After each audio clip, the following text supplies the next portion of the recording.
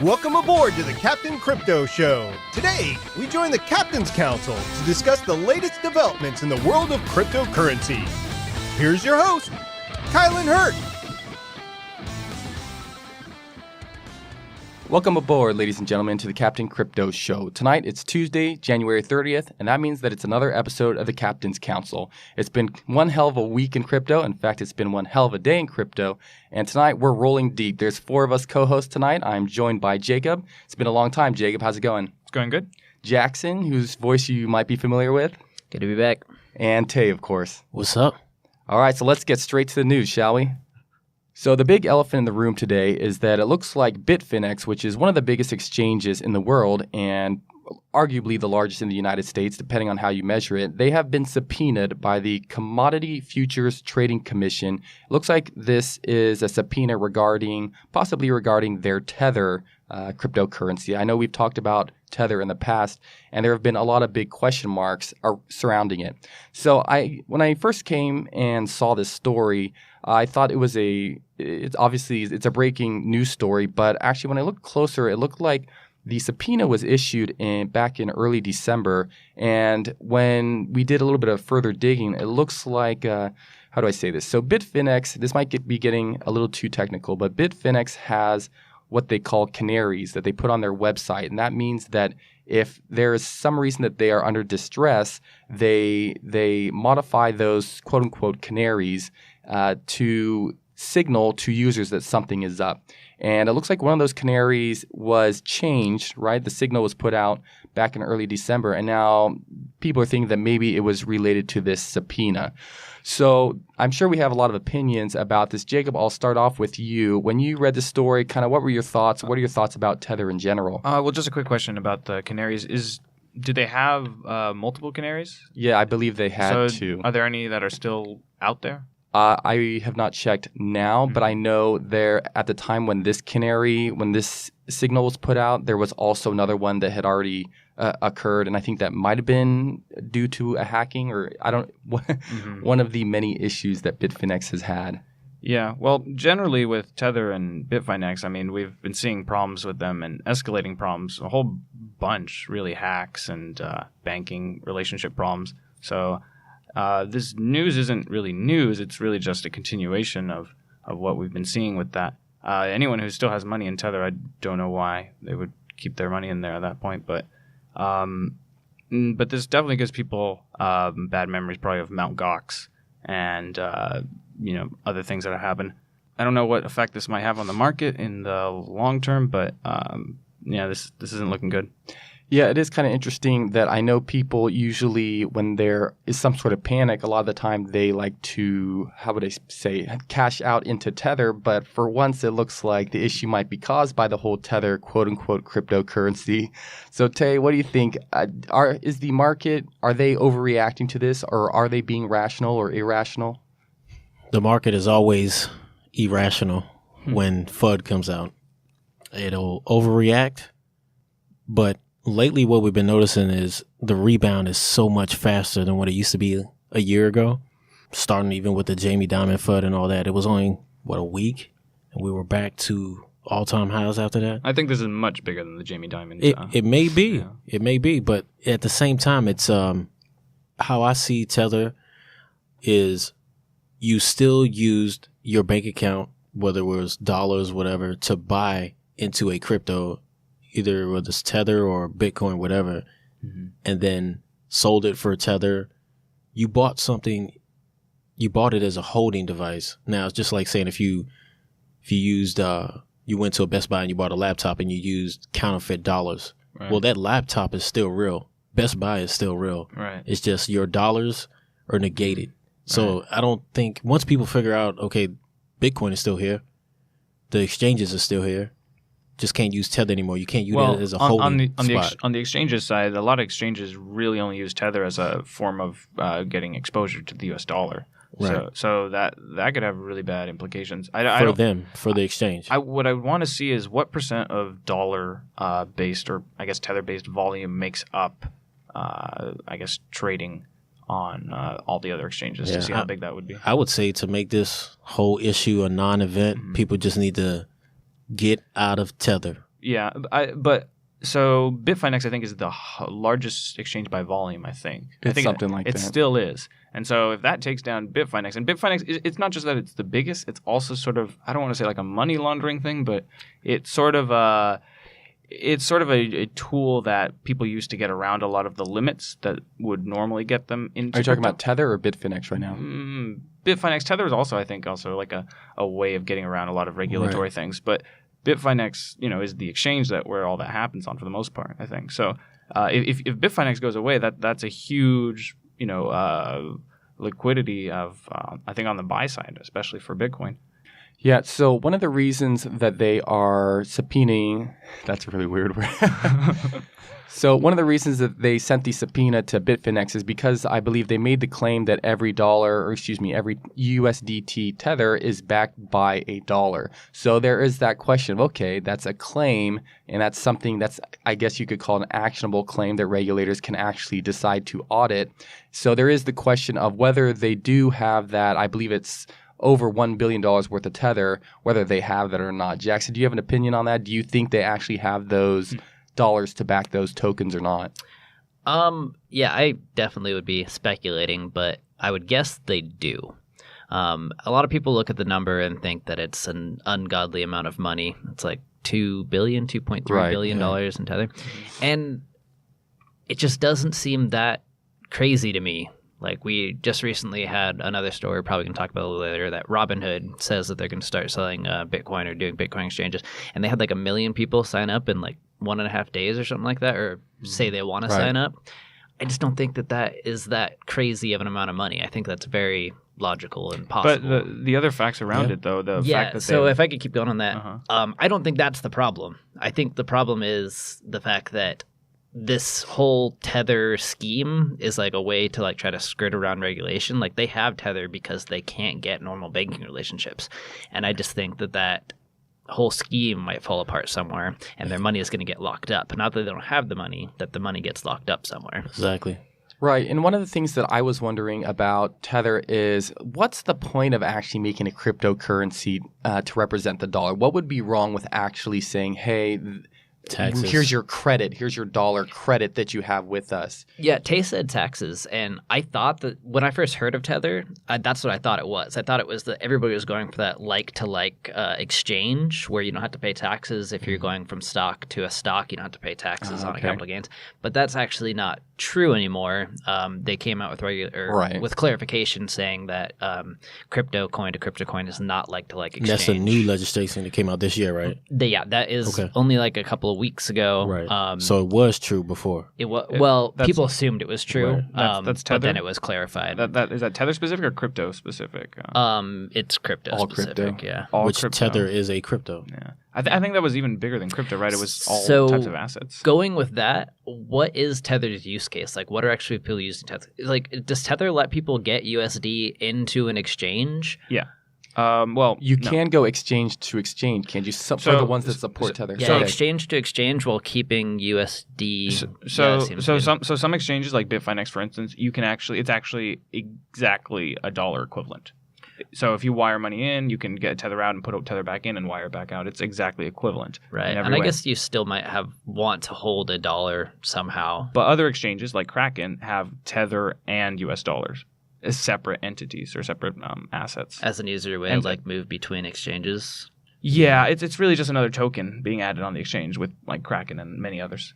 That would be the only purpose. You're coming from another exchange that had USDT and you want to sell it there, come out, put the dollars in your bank account. It's not like we have a hard time moving crypto assets between exchanges. That's what you get volatility. You get volatility between confirmations. But I think that just the fact that if you want to hold US dollars or a US dollar denominated asset on an exchange that doesn't have a banking relationship, that is Tether's use case. I think that is useful, but it's risky because... It's definitely changed now with the new regulation. I think that's the large use case being used, but potentially it was supposed to be that you could so there's a bunch of benefits to crypto, right? Low transfer fees, for finalizing or permanent or settled transactions. I mean, if you're going to have a centralized form of money, why not just keep it centralized and not have to pay for well, it is, but it's crypto not use cases? right. But it's it's not as cheap as a centralized payment. But so method like PayPal. so Tether ideally would be, would have the advantage. It would be like Bitcoin Cash in the sense, it'd have low transaction fees, and you'd have transparency on the blockchain. That was the idea. So and so I think Bitcoin Cash is not cheaper way of doing things than a centralized system. And Tether by itself has to be centralized. They have somebody holding the money. So if you have a centralized system anyway, why introduce a blockchain or because the idea was that blockchains have cheaper transaction fees or but potentially they don't because we have a lot of use, right? But Tether was created a long time ago before everybody had quite. So that's why. Yeah. So I am curious then, this kind of does beg the question, if this is something that's causing the CFTC to take a look and essentially audit to make sure that the cash, the US dollars are there to back it, is this actually a good thing? Because otherwise it would be putting off something that could be getting worse. Is it good to have some sort of regulator checking to make sure that the money to represent these tethers is actually there?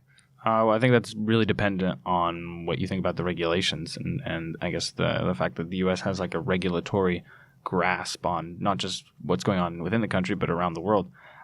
Personally, I don't think that having internationally having super strict regulations for financial services like banks, for internationally, I don't think that's positive. I think I would like to see. And that's why Bitfinex, I think, and many services, many exchanges, if you're a U.S. citizen, you can't partake in it. Yeah. So, and that's because they don't want to, be under those regulations. Even though they're in another country, the U.S. will pressure the other exchange, and they have the power to do that, and they'll make them comply. And so, I don't think international compliance with a set of standards in the U.S.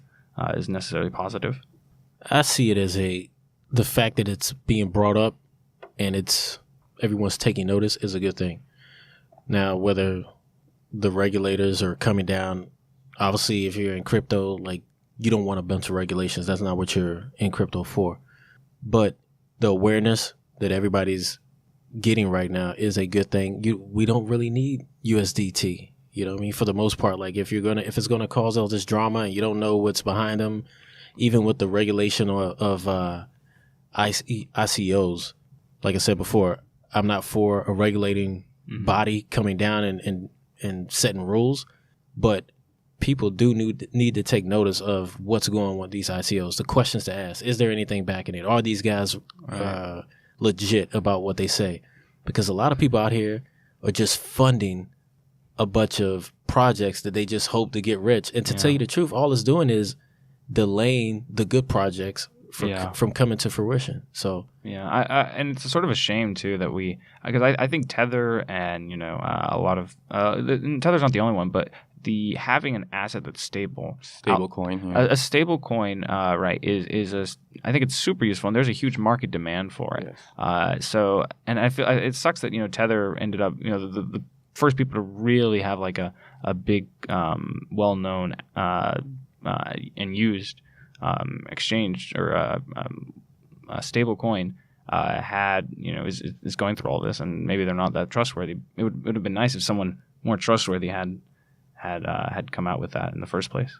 Yeah, Jackson, I'm curious, what do you think? Is it good that we have regulators checking to make sure that that the money's there, or is this something where it's just going to push exchanges to not set up in the United States? I think that just in general, the whole situation with the USDT with Tether is just a quagmire of a bunch of really confusing stuff. So I think anything that shows some clarity into that will be interesting. But honestly, I would like to see regulators go in and actually just go in and decide that we need to find a way to get actual banking relationships with these Bitcoin companies and avoid this whole backwater dealing kind of thing. I'm not very optimistic that would happen, though. Yeah, that's true. But I mean, if you're going to keep the same situation where regulators constantly have an axe over Tether's head, it's just a weird, sketchy situation. Well, regulators always have an axe over everyone's head, right? But they're usually a little nice about it. So I suppose it kind of begs the question, with this news coming out, do you think that this is one of the primary drivers, or is it the primary driver of the sort of price fall that we saw today? Because when I was looking at CoinMarketCap today, looked like it was essentially all red. Mm-hmm. The timing of it makes it seem that way. Whether or not whether or not the markets are gonna recover soon, that's anyone's guess. Yeah, it's definitely spooking the market, and it will come back. Well, I do have limit orders around like 7,000 and 8,000 sprinkled there. So I hope you don't. I hope you get. You're gonna get stranded out there. on the buy side, but yeah, maybe. What do you think, Jackson? There's been quite a bit of bad news lately, and this is just kind of another one to add onto the list. Yeah, I agree. I think this Tether boogeyman thing has been around for a long time. This guy, Bitfinex, has been trying to convince everybody that there was sketchy stuff going on for a while. So I think everybody has it at the back of their mind. Mm-hmm. But I don't actually think that this story was as bad as the price drop. Like, Tether's only down to like 98 cents. Like when their last big, huge scandal was that, they got like down to 91. So on that scale, it doesn't seem as bad. And then also the subpoenas from like December 6th or something like that. And we're just now hearing about it. Right. I don't think it's as big of a deal as the price drop, but I do think that it caused the price drop. Why do you think that the Tether price hasn't dipped as much? I mean, I just honestly think that it's not as big a deal as it was. This is like a conspiracy theory level, but that article, who put out the article? Is it? It was one of the more Bloomberg, right? I think Bloomberg. Yeah, I think it was Bloomberg. And when they first put up the article, it didn't include the fact that it was a subpoena from December 6th. Right. They made it seem like it was just a recent adoption. And then after the big blow up and news hit everybody, then they edited the article and added that it was on December 6th. Bloomberg has a way of putting out some hit articles. Yeah. You know what I mean? They definitely will pull. Them and CNBC will pull some hit articles on Tesla, and you're like, what was the purpose of this? You know what I mean? Just to short it or just to push the price down, maybe for shorts. But I won't even say it's conspiracy level. It's like, can a profit be made doing that? Well played is what it is. Exactly. I mean, as far as I'm concerned, it's fair game, but it kind of does put a spotlight on the media, whether it's the mainstream media or the alternative media, is they come out with a story that may not even be fresh, but other people just jump onto it. The next thing you know, it has an effect on the price, and you're seeing red all across the board. Yeah, I guess you could say we're media now, huh? I feel like if you were going to execute a dump, I think that's like the perfect way to do it. Everybody's scared. Put out an article that is a little bit worse than it actually is, and watch it fly down. Yeah, I think we're in the wrong business here. Or maybe the right business. So while we're on the topic of exchanges, there was some big news, I believe it's within the last week or so, is Robinhood has come to the rescue. It looks like it's a new exchange in the United States, and it's already doing gangbusters. From what I understand, they had something like already 1 million accounts being registered, something along those lines. Jacob, I know you wanted to talk a little bit about this, so what were your thoughts? Have you started a new account with Robinhood? Oh yeah, no, I've been using Robinhood for a while now. I've really liked them, their focus on investments for stocks and the way they've handled that.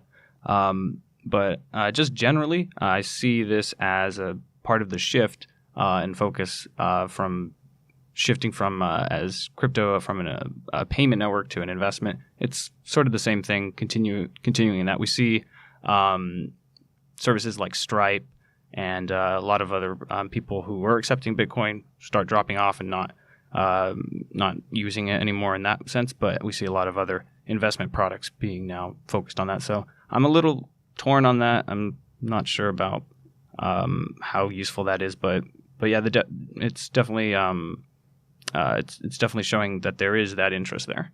Yeah, absolutely. And I would have to say I did create an account, and I think I did buy $25 worth of Bitcoin. I'm pretty sure. Buy it? Well, I don't got know. in already? Maybe I just put $25 in. I don't remember. That's what my next question was going to be. Their UI is not great, huh? I don't know. I put $25 somewhere. No, I said their UI is all right. But okay, so I guess that was going to be my question, is whether you guys have bought crypto or not. So I guess right now you can only monitor prices or something like that. I think they launched the watch list for anyone who wants it, so anyone can just start watching the prices. But that watch list went bananas too. Everybody's been talking about it. Like within like a day and a half, they got over 1 million people on the watch list trying to sign up to use this thing.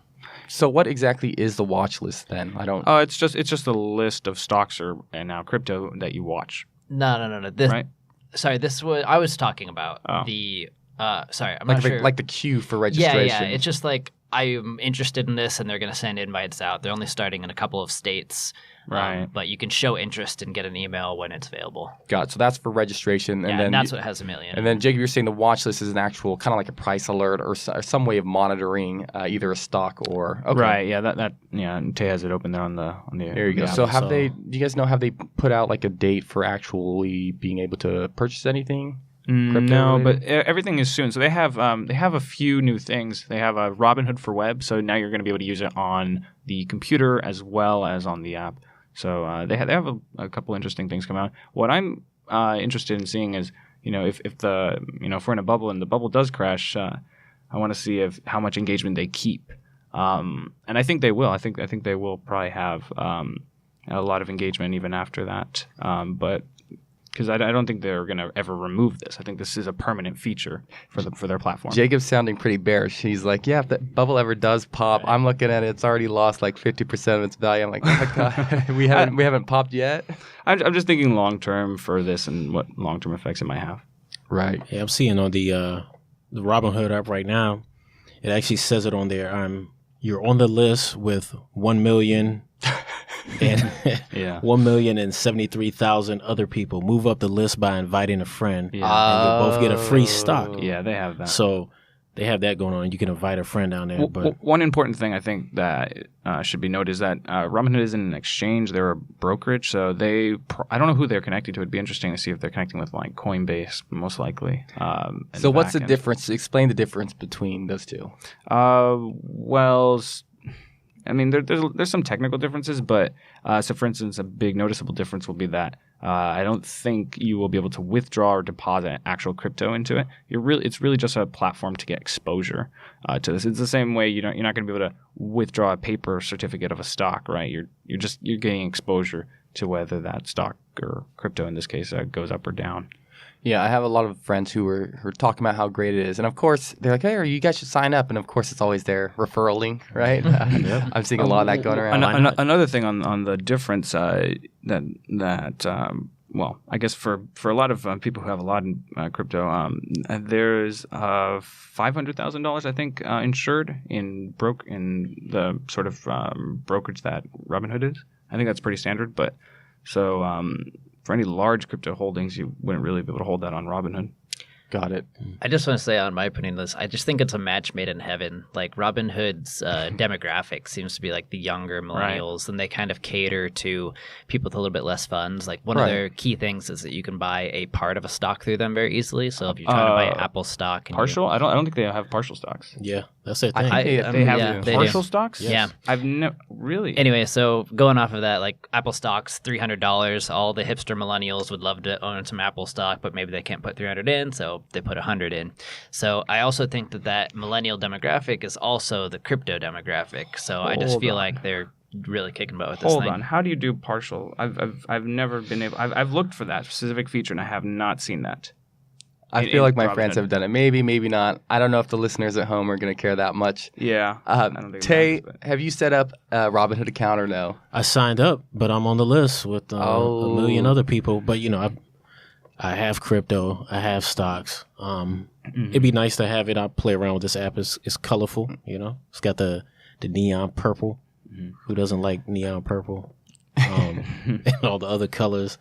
But it's the main thing I think. Interesting. The main advantage I see with this is that it's the most one of the most frictionless type of gateways to the investing world, and I think that in a general trend for millennials and younger people, I think that's important. And since I think we do have less investments than previous generations.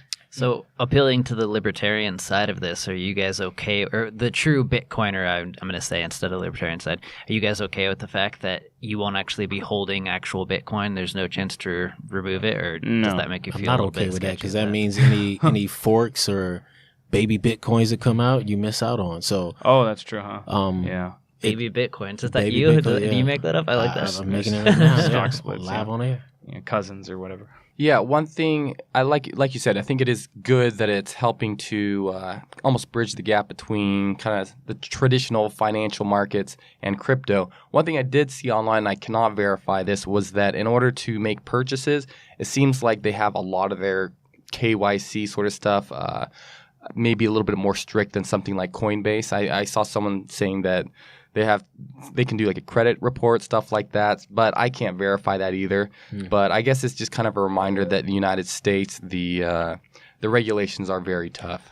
I think one thing that's kind of interesting about that is right now there's a KYC backlog on a lot of these exchanges, right? That's like one of the slowest things. Right. If we onboard Robinhood with millions of users already KYC, that's a good leapfrog past that issue. True.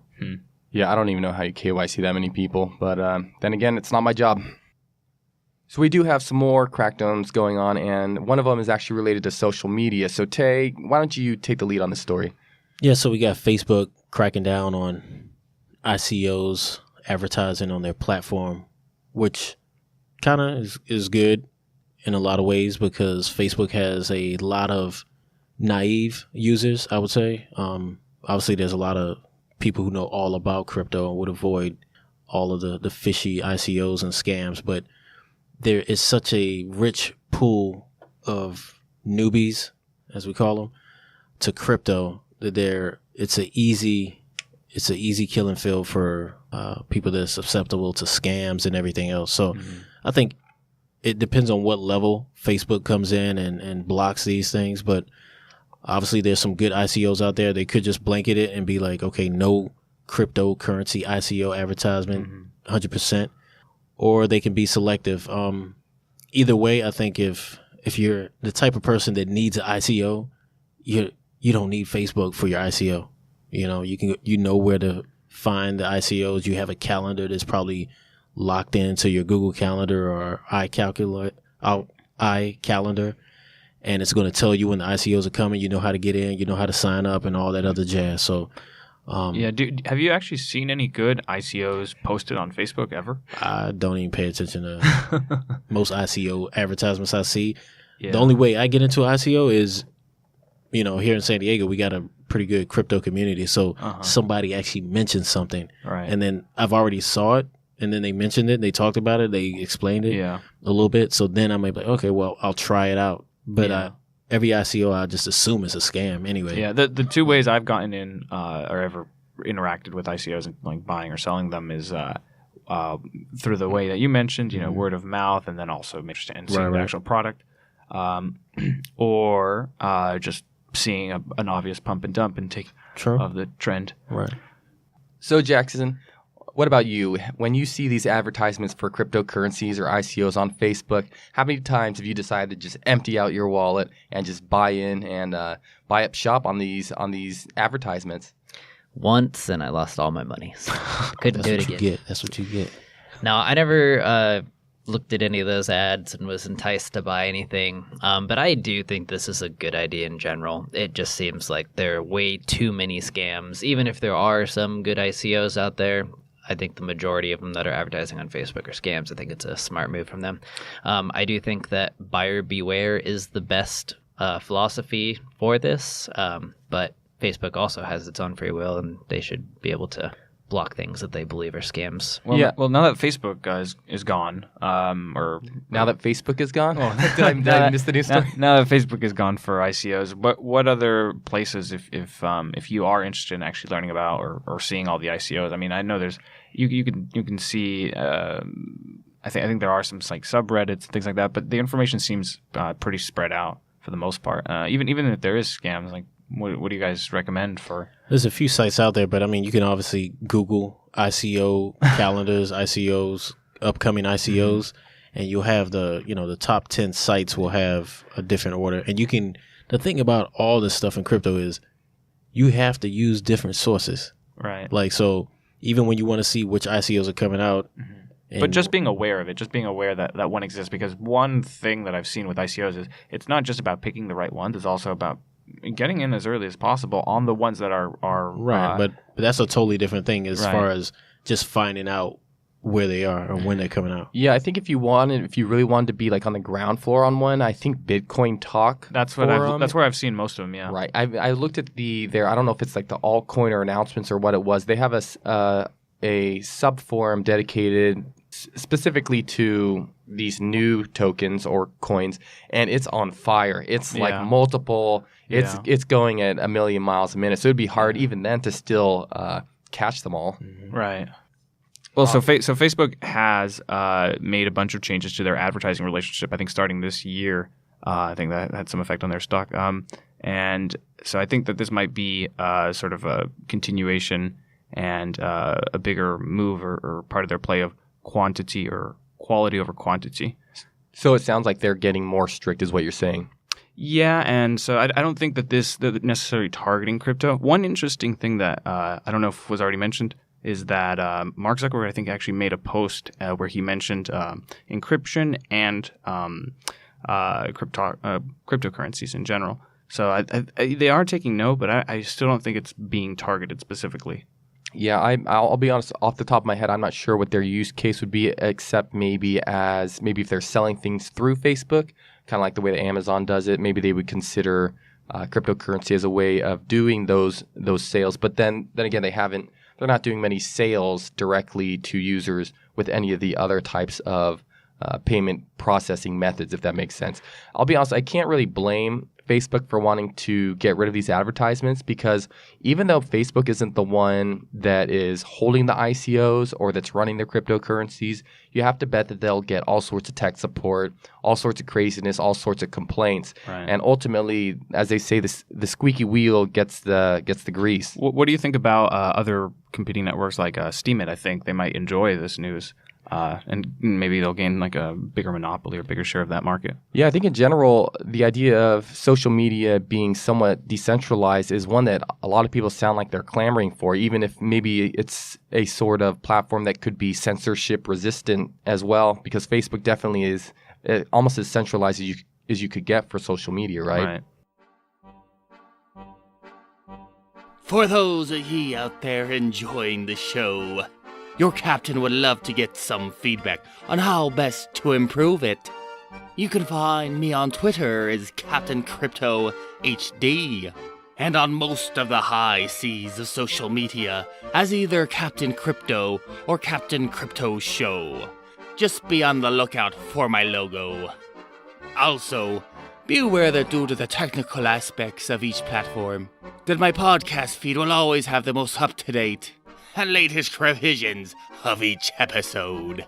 So if you're enjoying this episode, feel free to give your old captain a review on iTunes and share this episode with the rest of your crew. Now, back to the show. All right. Well, one of the reasons that Facebook is discontinuing the ICO ads is because some of them are scams. And without a doubt, a lot of them have been scams. They've been proven to be scams. We even have news coming from the SEC. It looks like they have halted an alleged initial coin offering scam. This press release is coming from today out of Washington, D.C. And essentially, it looks like there was an ICO called AriseBank. And their claim was that if you invested in their ICO, they would help give you access to their automated trading bots, that would give you all sorts of returns. And it looks like the court approved an emergency asset freeze over AriseBank. So it sounds like somehow they're able to freeze the assets, or at least they are attempting to. So I'm curious what you guys thought of this, because in my opinion, this is one of the, at least from what I can remember, this is one of the actual instances of the SEC cracking down on an ICO, because obviously this one is based, I believe, in Texas, so that's why they were able to do it. But it's kind of rare that you see an actual crackdown on an ICO.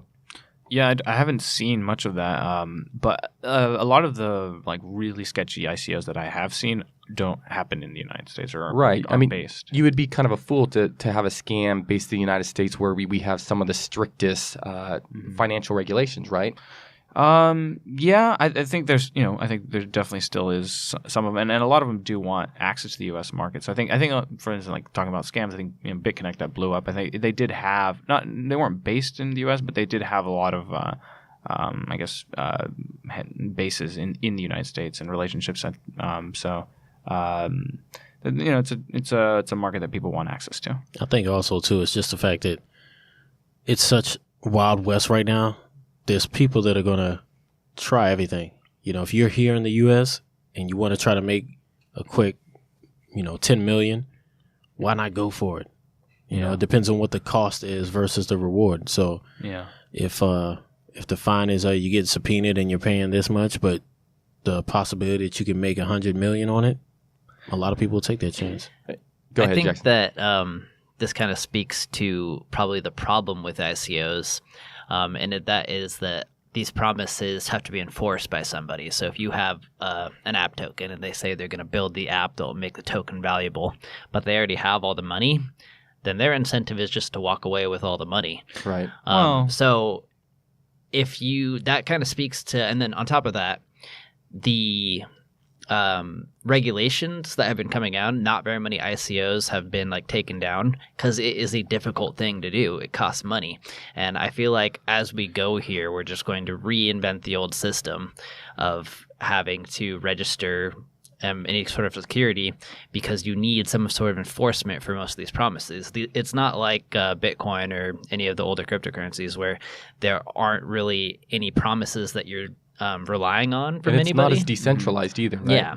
So if you have to rely on somebody, then it's just a good faith relationship, and those relationships are going to go bad. Hold on. Sorry. Just the fact that one of those things are going to go bad means that eventually you're going to need somebody to step in and try to set everything right and be the judge and jury on these relationships, and that costs money, and we're just going to need that. And if we're going to need that, we're not going to make that different of a system that already exists. Well, I think the current currently with businesses and stocks or investor relationships, I think there is a lot of good faith relationships that go on, and that are the underlying mechanism for making sure that the business does function. If you go against the contract or you go against your investors' interest, I think it is criminal, whether it's an ICO or not. So sure, but criminal means that you have to have somebody enforce it. Right. So contract you need enforcement, and that costs money. That's why you don't just let anybody list on your stock exchange, because when you go forward and they have an issue, you have to go be the cop and actually enforce the law. Who's you in that sentence? I mean, it'd be like the SEC regulators in this situation. Yeah, that's why they don't just let anybody have a IPO. But anyone can commit a crime, right? And that I'm sure that costs money to enforce, but that's like a public thing, right? At the end of the day.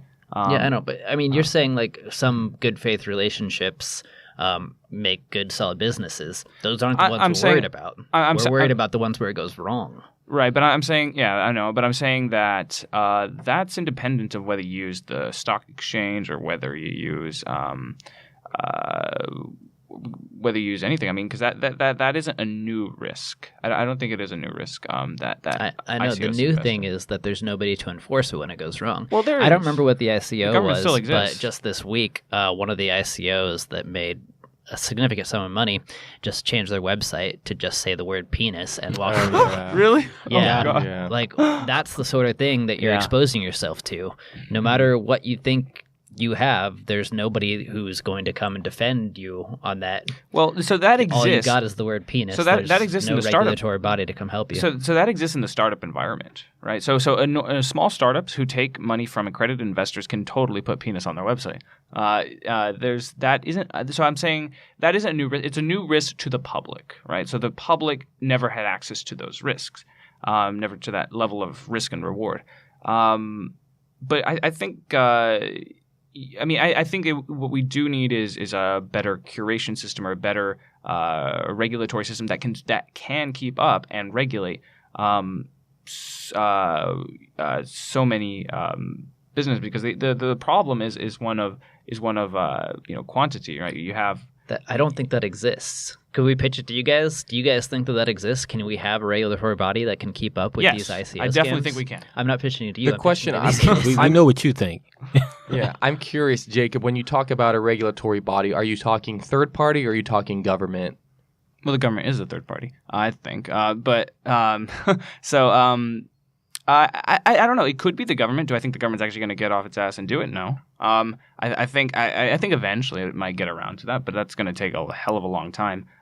In the meantime, I think it would be awesome if we had sort of these sort of voluntary hubs. So if you had, you could effectively make an institution that's a private for-profit or whatever non-profit institution that would be and do all the SEC things. And to Jackson's point that it isn't really possible, or it isn't really I don't know what exactly he said. It isn't very feasible to have thorough and proper regulation of so many small entities, because there's just so many of them I don't want to put words in your mouth, but you know what would happen if you tried to create that regulatory body that could watch over all the ICOs and be efficient enough? What? The first thing they'd come up with is limit the amount of ICOs that they have to deal with. Yes, which is exactly what the old system is. I don't think you. I think that could be one solution, but I don't think that should be. And so, for instance, with I think going public, right? I don't think the SEC, for instance, has limit on the number of companies that can go public. Yes. No, they limit it by making it expensive. Making it hard, right? And so that will be a hard limit. Sure, we're not going to have infinite amounts, but we should have barriers of entry that are much lower, but still, higher than infinity. Right? See, dude, you're just creating the old system. It's just no, because so let me explain the difference, right? Because I don't think I'm maybe explaining it right. So I'm thinking that you can automate a lot of the regulatory process. You don't need. No, you can't. I think you can. I believe that it's possible. That's the blockchain magic that everybody's pitching. You can't regulate this, because as soon as you try to automate a regulatory system, people will find a way around it. People find a way. People Yes, find a way exactly. around. They find a way around the regulatory system of today. That literally is the point. Yes, that's what he's saying. All right, guys. So my question with this, and it's funny because you guys went on your line of thinking. Immediately when I see a story like this where a centralized body like a government regulatory agency decides to crack down on an ICO, my immediate thought is, okay, now how do we decide, how are they going to decide which ones that they're going to crack down on and which ones they're not? Because essentially this puts them in the position of kingmaker. And then once we're talking cryptocurrency, it's easy to hide stuff. Now, how do you know that these people who are in the SEC are not insider trading? Is this something that you guys think is a possibility? Is this a concern? Jackson has it's an opinion. Absolutely a possibility. It just shot me over to that story from Korea a couple of days ago where their regulatory body came out and said they're banning all crypto trading. Mm-hmm. And it turns out it was just two guys that are just we can pump and dump this thing. Was that confirmed? Yeah, absolutely. Oh, it was? There's a petition with over a couple million people signing it that say that, one, we want crypto trading to be legal, and also we want these two guys fired. That's hilarious. And That's which funny. I have to absolutely put it out to the South Korean people. That is incredible. I don't think that would happen here in the U.S. They don't play around over there as much. They do not play around. Holding their officials, accountable. Yeah, from what I've read, it sounds like as exuberant as we can be here in the United States about cryptocurrency, sounds like per capita over in South Korea, they're just off the charts, something like that. But it does highlight one of the issues and a point that I would just love to make here is we've always heard in the traditional government, centralized system that, okay, well, the free markets are too volatile. They're too volatile. And here we are with a more or a relatively free market with cryptocurrency. And a lot of the times when it crashes or when it goes way up or way down, it's the result of something coming from the government anyways. A government announcement, a government crackdown. So I just wanted to point that out. And I'm curious if you guys think that's a valid point or not. Yeah, so it's the volatility is one of those things that it's only bad for somebody who can't take advantage of it. People who can take advantage of it, it's not volatility, it's opportunity every That's a time. tool. Yeah, up and down. So you always hear volatility used as a bad word from somebody who's not in that market that's volatile, or somebody who doesn't understand that market, or somebody who's watching, for a lot of people who criticize the cryptocurrency market for being volatile, a lot of people are just envious of other people who are in it and making money. Yeah, I mean, I think one part of that is that Bitcoin's supposed to be a currency, and volatility in a currency, that people actually use isn't good. But Bitcoin's not really a currency at this point. Well, I hope that as time goes on, people start to become a little bit more skeptical of what they see coming out of government agencies, because I really do think this idea of insider trading is not just a possibility, but I think a lot of times that's actually what's fueling some of these announcements. Well, it seems like almost every week we have an update or we have opinions related to scalability. And Jackson has a little bit of a story, I believe, from the Bitcoin network and some of their scaling solutions. So why don't you tell us about that, Jacob? Or Jackson, excuse me. So for a long time now, we've been excited to have the Lightning Network go to Mainnet. And we might have had that first little baby step onto the Mainnet this last week. Blockstream put out a store where you can buy a shirt, a couple of stickers with the Bitcoin Mainnet Lightning Network. So that was like probably one of like the 20th node on the network or something like that. And they are actually like incentivizing people to actually come out of like pre-alpha on the testnet and actually move over onto the mainnet. And I think it kind of brought on one of my favorite new hashtags in the Bitcoin world, and that's like hashtag reckless. And that's because like all the Lightning developers are like, will you knock this off? We are not ready yet. You're going to lose money. Yeah. But I actually love this. I love the fact that we're finally moving off of the first layer onto the second layer where not everything has to be perfect every single time. We're not having to actually have consensus on these things. Anybody can push ahead and take on risks and move fast and break things. And I think that's something that the Bitcoin community hasn't had much of in the past. And I'm excited for it.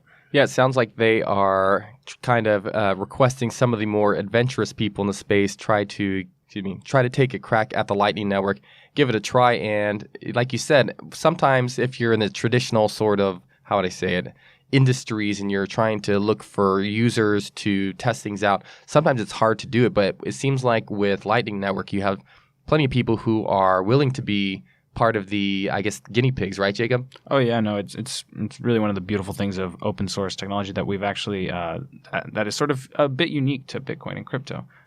So I'm optimistic that going forward that this sort of general thing that Jackson was talking about should sort of accelerate development and important developments in Bitcoin, and especially Lightning Network. People are really excited about it. So yeah, and if I could just flesh out a couple more things about the story. So I looked into it. I'm super excited about Lightning, and I wanted to do this. I want that sticker.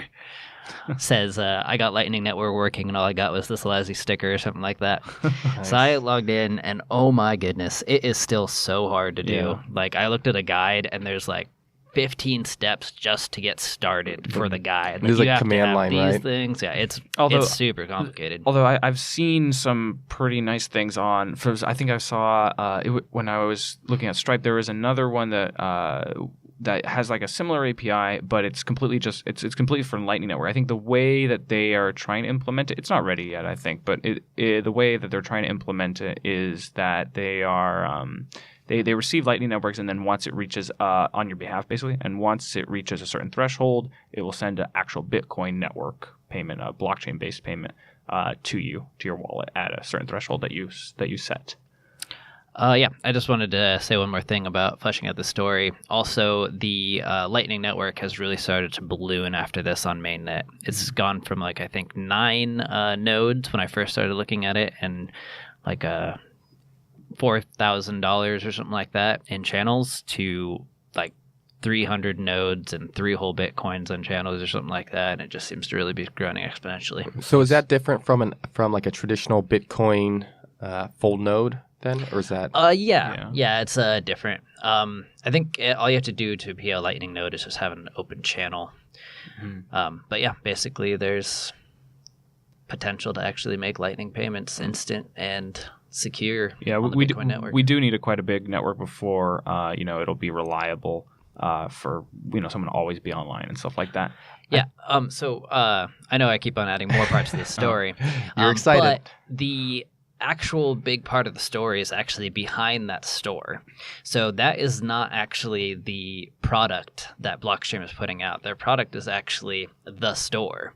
And they have easy-to-use developer plugins for allowing people to easily take Lightning payments on their own stores. Yeah. So that store is just a demo. The product is actually the store. Is this Blockstream's store or Lightning? So it's a Blockstream store okay. Using their own plugin that they made to make it easy for anybody to accept Lightning payments okay. on their own stores. What's Edge's like timeline and development? Have they played around with Lightning Network at all? We are having discussions, and it is not my place to give any timelines or even give out opinions on it. Obviously, it's a very hot topic, and I think a lot of things are resting on how easy it'll be to implement. Right. And also, I guess in the back of my mind, I'm also kind of thinking, okay, so the Bitcoin guys are working on Lightning Network, but they're not the only ones. I mean, you got Raiden with Ethereum, you got the guys on Litecoin working on it as well. So it's almost like in my opinion, I think whoever makes it easiest to implement might actually end up being I think Monero actually was also looking at trying to get that done, and that's the one I'm most excited about. On their network, independently. Yeah, they have to make some changes to make it possible on Monero, but anything that will let you do an atomic swap from Bitcoin to Monero seems really useful to me. What privacy features does Lightning Network, does it have any effect on Monero or even on Bitcoin? Well, just dropping really just good question. to the Lightning Network. The Lightning Network does have a lot of privacy enhancements that they're trying to go for. For one, all communications across it are encrypted and onion routed, so it's hard to kind of. No, this is on the Litecoin network, Lightning Network on Bitcoin as well. So isn't that actually going to? Well, the Lightning Network will be the same network across Litecoin, Monero, Bitcoin. It's all one network. Right, but it's kind of connecting them all. Well, I think, but you can't. You can swap coins, but you'll need to start the infrastructure for each coin independently, right? Yes. Yeah. So, but it'll be the same network, but it takes a little bit to get each coin ready. Litecoin's already ready. Monero will take some changes. So if that's what I'm saying, if the security, if the privacy of Bitcoin is enhanced, or all these things are enhanced by Lightning Network, isn't that going to reduce the use case or the need to go to a privacy focused coin? Yes, it definitely will. But it's not going to be perfect privacy at all. Right. Yeah. But is that going to be? Besides, I don't know. Is that how important? There's a point where privacy gets good enough, right? Most things. Tor isn't perfect privacy. Most things aren't perfect. It just needs to be good enough, usually, unless you're like a high-end terrorist. I'm sure there's some use cases other than terrorism, but I would say from what I've seen, and I'm obviously a Monero enthusiast, the people who are developers on Monero or fans of Monero, they're not necessarily married to Monero as a cryptocurrency. Sometimes you get people that are like that, but not everyone, but most people agree if they're looking for whatever gives the most privacy or the best trade-off between privacy and convenience. I know they're also working on second-layer solutions. I know it's not Lightning Network, but second-layer solutions with Mimblewimble, another one for scaling. So there's, like you guys kind of hinted at, there's a lot of different implementations, and they won't all be the same. So what that means in the realm of privacy, I think we can make assumptions about it or estimates about it, but I think a lot of it kind of almost won't even know until it happens, right? I think we also saw, was it Fluffy Pony and Charlie Lee teaming up talking about they want to atomic swaps between for Litecoin's liquidity and obviously Monero's fungibility, some privacy. So that's actually the best of both worlds for both coins. Yeah, so. if you could mix it up, that'd be really nice. Yep. So I'm curious, atomic swaps is one of those things that I haven't paid too much attention to. I can see how they would be useful if you're doing some sort of decentralized exchange and you don't want a middleman, but is that the main use case for it? It basically is a decentralized exchange, right? Yes. Right. Yeah, I think that is the main use case, but it's just really cool that you can have a Lightning Network channel with Monero and a Lightning Network channel with Bitcoin, and you can swap those with an exchange rate, and it will just be completely automated. And not only that, so one use case that you could do with atomic swaps that would be pretty impossible. So like with Shapeshift, for instance, they're integrated into a lot of products, like for instance Purse, like you can, or in a lot of payment options, right? You can actually use any coin to pay for a place where Bitcoin is only accepted. So the idea is it could increase interoperability with all these coins in a massive way. And you could actually automatically do, behind the scenes without any effect to price or anything. You could do an instant jump. You could get all the benefits of the coins by jumping through them, theoretically, right? So if someone wanted to pay with Monero, but the people at the cash register are only accepting Bitcoin, it would help swap. That's a simple way of thinking of it. that. But for instance, if you had Bitcoin and you wanted to send it in a cheap way, let's say Bitcoin was expensive for some reason, right? And you wanted to send For it some reason. if you wanted to send it on a cheap way on the Lightning Network through an atomic swap, and you wanted privacy as well, you could like first send it to Litecoin and then send it through an atomic swap to Monero, and then back out to Litecoin, and then back out to Bitcoin on the other end or something like that. Automatically. So the idea is the person would just have Bitcoin, they just send it, they wouldn't know anything that's going on, but behind the scenes you could swap out through coins. I mean, that seems a little redundant at that point, but it's possible. Hey, if it works, it works. And I think one of the recurring themes that we're finding, not just for this year and last year, but just throughout cryptocurrency's history, is that anything that can kind of move away from the centralized exchanges could be a good step forward for multiple reasons. Mm-hmm. One question I do have, though, about Lightning Network's implementation is sort of the confusion, again, with marketing and Bitcoin. Because essentially you're going to have these two networks that are I'm assuming they're going to be at least a bit incompatible. So, you're going to have these places that accept Bitcoin but don't accept Lightning Network, and I'm assuming some wallets are going to remain only with Bitcoin, some are going to remain with Lightning Network, or at least for in the midterm, in the while everyone's implementing, it's going to be I'm a little scared it's going to be a little chaotic. It'd be nice to see maybe sort of like an automatic shape-shifting of it, like you can send Bitcoin or you can send shapeshift. I think it would be a little bit confusing at first, but I do think that the clever wallet designers can abstract that difficulty away, and if it requires a Lightning payment, make a Lightning payment. If it requires an on-chain payment, make an on-chain payment. Right, but the dumb ones can maybe screw their users over quite a bit. Yeah, this is long term. The best ones will race to the top. Yeah. Edge for the win. Yeah, well, we will be trying to remain competitive. All right. All right, well, that's it for this episode of the Captain's Council. So until next time, this is your captain wishing you fair winds and following seas, guys. Set sail.